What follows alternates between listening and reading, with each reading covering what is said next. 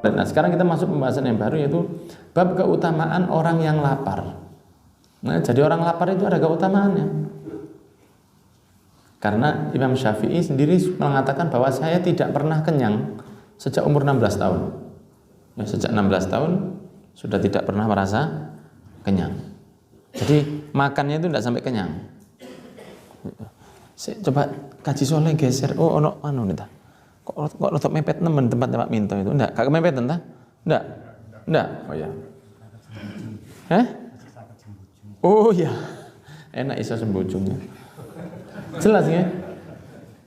Nah, sehingga lapar itu membuat seseorang asal tahan ya, bukan lapar yang tidak tahan, karena lapar yang tidak tahan bisa membawa ke satu yang buruk. Kadal faqru an yakunal kufur. Orang yang terlalu fakir dan tidak beriman dengan ilmu yang baik berujung dengan kekufuran, bisa begitu. Diberi makanan pindah agama, bisa jadi begitu. Nah, ini orang yang lapar tapi dia beriman baik, begitu maksudnya. Nah, ada momen ketika lebih baik kenyang, ada momen seperti itu juga. Seperti orang yang imannya itu lemah, Islamnya itu masih ya cuman Islam karena lahir di keluarga muslim saja, tidak sholat, tidak ini, tidak itu, keadaannya miskin. Kemudian kita mau mendakwahi dia, caranya gimana? Dikasih ayat, dikasih taklim, dikasih istighosah, ya mendal Pak. Bukan itu, dikasih beras saja, tahu-tahu sudah langsung sholat sendiri nanti. Dikasih beras saja sholat nanti, begitu caranya. Oke. Maka dikatakan oleh Allah di yang awal, fakhalafa min ba'dihim khalfun adha'us salata wa taba'us syahawat fasawfa yalqauna ghayya illa man taba wa amila sholihan fa ulaika yadkhuluna jannata wa la yudlamuna syai'a. Itu ayat Maryam 5960. Allah juga berfirman di Al-Qasas 7980. Ini ceritanya Qarun ini. Qarun ini sepupunya Nabi Musa ya. Sepupunya Nabi Musa. Qarun, orang miskin dulunya. Minta kepada Allah. Makanya kalau minta kaya, minta sukses itu jangan lupa minta selamat. Nah, kalau Qarun ini gimana? Ternyata dia di dalam Al-Qur'an ada keburukan bagi dia. Crazy, super crazy in the rich, bukan lagi crazy rich lagi, super crazy in the rich ya. Kekayaannya tidak masuk akal, kekayaannya dulunya miskin sekali, tidak punya apa-apa. Datang ke Nabi Musa, wahai sepupuku, kamu kan nabi, bisa ngomong ke Allah, bisa komunikasi kepada Gusti Allah. Ya mbok saya itu jenengan mintakan supaya saya jadi orang kaya gitu loh. Kata Nabi Musa, sudah cukup, kamu syukuri aja keadaanmu. Toh kamu masih bisa makan kok. Kan masih bisa makan, kan masih punya baju. Kan hidupmu perlunya buat itu saja. Jangan terlalu berlebihan. Sudah lanjut dengan ini sepupu capopo ini. Dipaksa Nabi Musa itu. Katanya Nabi Musa, ya sudah saya doakan. Didoakan oleh Nabi Musa. Lalu Nabi Musa kan bisa komunikasi langsung kepada Allah. Tapi tidak bisa melihat. Ya, kan kalau contohnya sekarang kita itu ada telepon pakai WA, ada video call. Lah kalau bukan video call, ada suaranya, tidak ada videonya. Tapi kalau video call ada gambarnya, ada suaranya. Nah, itu perbandingannya begitu. Tapi kalau Nabi Muhammad SAW itu bertemu. Nah, itu bertemu kepada Allah. Bertemu kepada Allah. Bagaimana pertemuannya? Ya, hanya Allah sama Nabi Muhammad yang tahu. Jangan bukan itu pembahasan kita. Itu pembahasan antara Allah sama Nabi Muhammad. Gimana ya? Apa Allah itu? Wah. Itu urusannya Allah sama Nabi Muhammad itu. Urusan kita itu melakukan apa yang hasil dari pertemuan itu. Itu Allah memerintahkan Nabi Muhammad untuk umatnya diajak sholat. Oh, pertemuan itu menghasilkan buat kita sholat. Pertemuan itu antara Nabi Muhammad dengan Allah menghasilkan apa kalau kita? Kan kita tidak tahu. Alam yang kita tidak paham. Toh kalau diterangkan kita juga tidak ngerti. Diterangkan aja tidak ngerti, apalagi mereka tambah gak karu-karuan. Nabi malaikat Jibril aja tidak diberi kemampuan untuk masuk ke Sidratul Muntaha. Nah ini kan besok 1 Rajab kan? Ya besok masuk bulan Rajab. Nah sehingga dianjurkan untuk puasa besok. Ya 1 Rajab. 2 Februari kan besok? 1 Februari. Besok 2 Februari. Masuk 1 Februari. Berarti Rajabnya itu masuk Rabu. Oh ya, Rabu. Rabu ya. Jadi Rabu tanggal 1 Rajab itu 2 Februari. Nah, itu dianjurkan untuk berpuasa menyambut bulan mulia Rajab. Nah, nawaitu sauma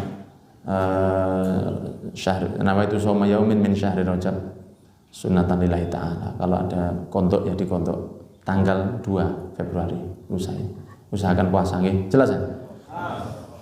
Puasa Rabu itu bagus, masuk bulan puasa, masuk bulan Rajab kita puasa. Nanti Sya'ban puasa lagi sunnah.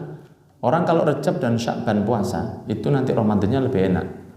Ramadannya itu lebih lancar. Puasanya itu seperti lebih terima gitu. Tapi kalau Rajab tidak puasa, Sya'ban tidak puasa, Ramadannya itu gak karu-karuan. Sunnah maksud saya. Rajab dan Sya'ban itu puasa sunnah. Walaupun sehari-sehari. Kalau jenengan mungkin kerja keras, sehari, Rajab sehari, Sya'ban sehari. Sebelum 15 Sya'ban. Sehari-sehari aja kalau misalnya berat kerjanya. Kalau lebih banyak lebih baik. Tapi Rajab, Sya'ban jangan sampai tidak puasa. Bagi yang belum puasa, kalau yang sudah puasa yang jangan lanjutkan.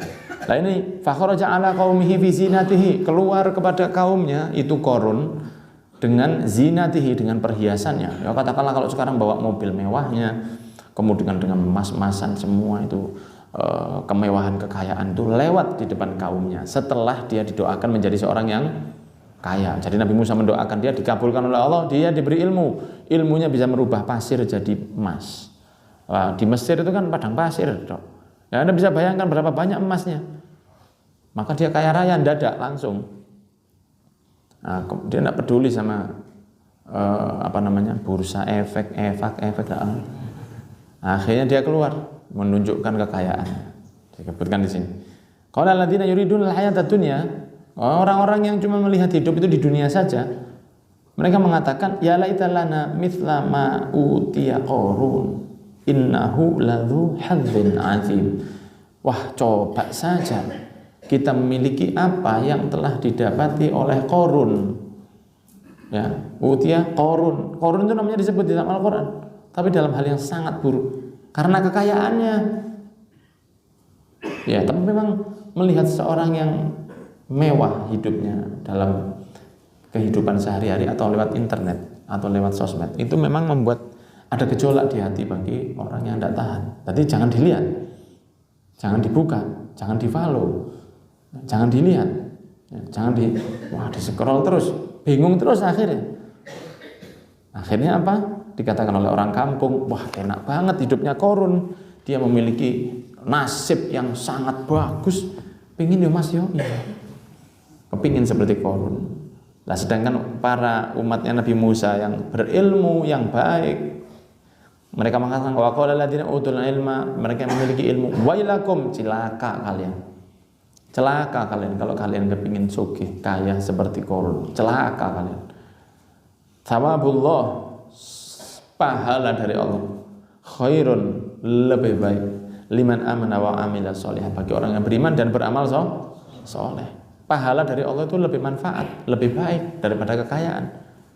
Kenapa? Karena kekayaan itu berhenti di sini. Tapi kalau pahala itu sampai ke sana. Nah, bukan berarti di sini tidak boleh kaya. Boleh, tapi akan berhenti di sini.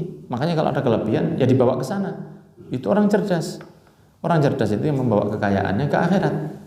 Nah, sehingga dia merasa bahwa nanti keuangannya itu akan dibawa ke sana.